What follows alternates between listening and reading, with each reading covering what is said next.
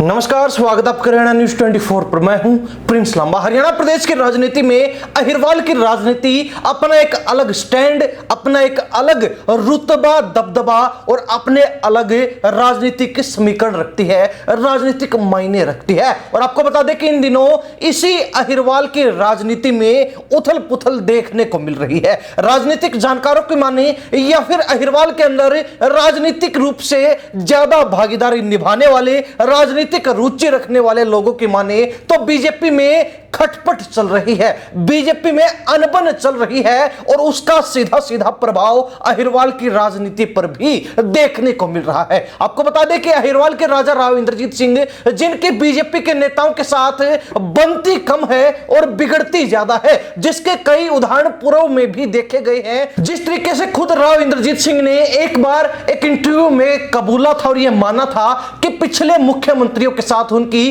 कम बनी है, उनका जो विचारधारा है वो उनके साथ कम मेल खाई है, जिसके चलते उनके काम नहीं हो पाते थे, उनके जो प्रोजेक्ट थे वो पेंडिंग रहते थे, विचाराधीन पड़े रहते थे। हालांकि इसमें मुख्यमंत्री मनोहर लाल खट्टर का नाम भी शामिल है, क्योंकि मनोहर लाल खट्टर के साथ भी राव इंद्रजीत सिंह की ज्यादा नहीं जमी और अक्सर जो है दोनों नेताओं के बीच सियासी रूप से 36 का आंकड़ा देखने को मिलता था। जिस तरीके से अहिरवाल की राजनीति में राव नरबीर सिंह, जो हरियाणा सरकार में मंत्री है, उनके साथ राजनीतिक मतभेद जो है राव इंद्रजीत सिंह का लगातार चला आ रहा है और वो मतभेद जो है अब बड़े राजनीतिक युद्ध का रूप तक ले चुका है। इसी बीच एक बार फिर राव इंद्रजीत सिंह ने कुछ ऐसा कर दिया जिसके बाद हर व्यक्ति को यह पता चल गया कि राव इंद्रजीत सिंह की इन दिनों बीजेपी से फिर बिगड़ चुकी है। राव इंद्रजीत सिंह और बीजेपी के बीच विद्रोह चल रहा है। यह मामला कुछ दिन पहले का है, जब गुरुग्राम के अंदर मेट्रो विस्तार को लेकर एक बड़े कार्यक्रम का आयोजन किया गया था, जिसमें करोड़ों रुपए की सौगात गुरुग्राम को दी गई थी ताकि आवाजाही सुगम हो सके, मेट्रो का विस्तार हो सके और आम लोगों को इसका लाभ मिल सके। इस कार्यक्रम के अंदर मनोहर लाल खट्टर, जो केंद्रीय मंत्री इन दिनों हैं, वो मौजूद थे। हालांकि यहीं पर जो है मनोहर लाल खट्टर के साथ साथ हरियाणा सरकार में मंत्री राव नरबीर सिंह भी मौजूद थे और इसके साथ कई और हस्तियां भी इस कार्यक्रम में मौजूद थी। हालांकि इस कार्यक्रम का न्योता जो है वह राव इंद्रजीत सिंह को भी मिला, लेकिन राव इंद्रजीत सिंह इस कार्यक्रम में नहीं आए, जिसके बाद से ही यह सियासी जोड़ तोड़ लगाया जाने लगा, यह सियासी गणित जो है फिट किया जाने लगा कि राव इंद्रजीत सिंह बीजेपी से नाराज चल रहे हैं। और इस कार्यक्रम में जो बड़ी बड़ी हस्तियां पहुंची थी वो राजनीतिक रूप से राव इंद्रजीत सिंह के विरोधी हैं, जिसके चलते राव इंद्रजीत सिंह इस कार्यक्रम में नहीं पहुंचे। हालांकि आधिकारिक रूप से देखा जाए तो इस कार्यक्रम में राव इंद्रजीत सिंह के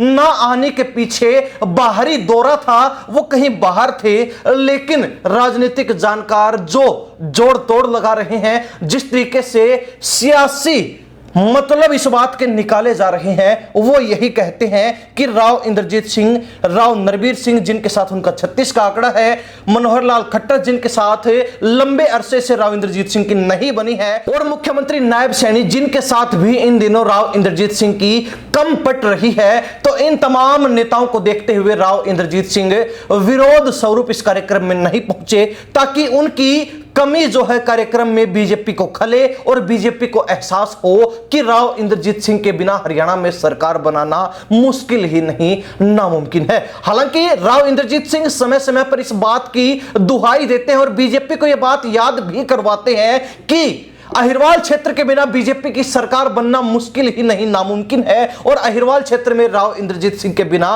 बीजेपी का कोई वजूद नहीं है। हालांकि बीजेपी चाहे इस बात से इनकार कर दे, लेकिन अंदर खाते बीजेपी को भी यह मालूम है कि इस बात से बिल्कुल ही किनारा कर लेना कदापि उचित नहीं है। राव इंद्रजीत सिंह के बिना कहीं ना कहीं बीजेपी अधूरी है और बीजेपी की सरकार भी शायद ही हरियाणा में अपनी जड़ें जमाई रख सके, क्योंकि अहिरवाल क्षेत्र वो इलाका है जिसमें पिछले कई चुनाव के अंदर बीजेपी को लगातार भारी बहुमत मिलता रहा है और इसी बहुमत के बलबूते बीजेपी लगातार हरियाणा की सत्ता में काबिज होती रही है। और इस बार भी कुछ ऐसा ही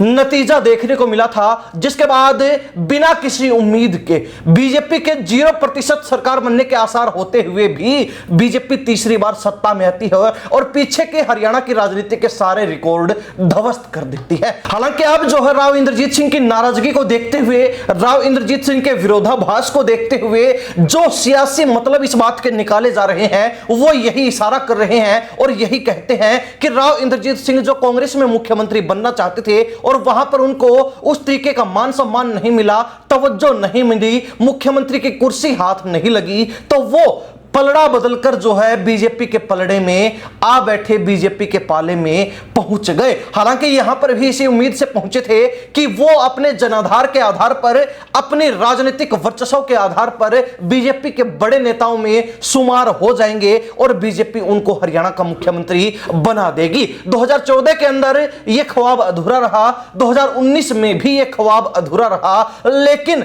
उस समय राव इंद्रजीत सिंह का धैर्य जवाब दे गया। जब 2019 में बीजेपी चुनाव जीती, मुख्यमंत्री मनोहर लाल खट्टर बने, लेकिन बीच कार्यकाल ही मनोहर लाल खट्टर की जगह नए मुख्यमंत्री के रूप में नायब सैनी का चयन किया गया। तो इसके बाद से ही राव इंद्रजीत सिंह की पटरी जो है वो बीजेपी के साथ मेल नहीं खा रही थी। हालांकि चुनाव के दौरान भी उन्होंने पाला नहीं बदला, वो बीजेपी में जमे हुए हैं, टिके हुए हैं और बीजेपी से लगातार टिकट प्राप्त करके सांसद भी बन रहे हैं और इसके साथ ही केंद्र सरकार में मंत्री पद भी उनको मिल रहा है। लेकिन मुख्यमंत्री बनने की जो टीस थी उसको बीजेपी ने राव इंद्रजीत सिंह की बेटी आरती राव को टिकट देकर और विधायक बनने के बाद हरियाणा सरकार में मंत्री पद देकर सीमित कर दिया है। उस टीस को जो है दबाने का काम कर दिया है, लेकिन ज्यादा समय तक ये टीस शायद ही अब दबी रहेगी। कहीं ना कहीं ये टीस एक बड़े विरोध के रूप में फूटकर बाहर निकलेगी,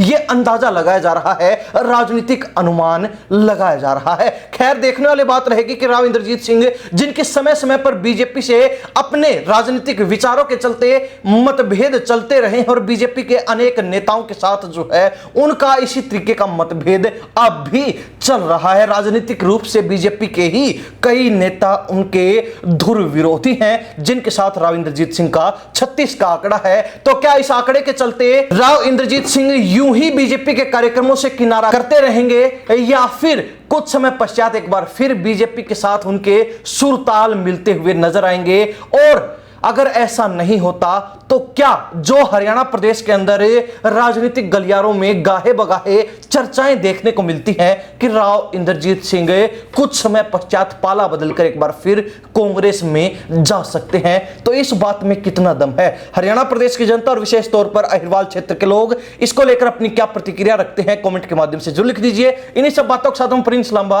हरियाणा न्यूज 24। नमस्कार, जय हिंद।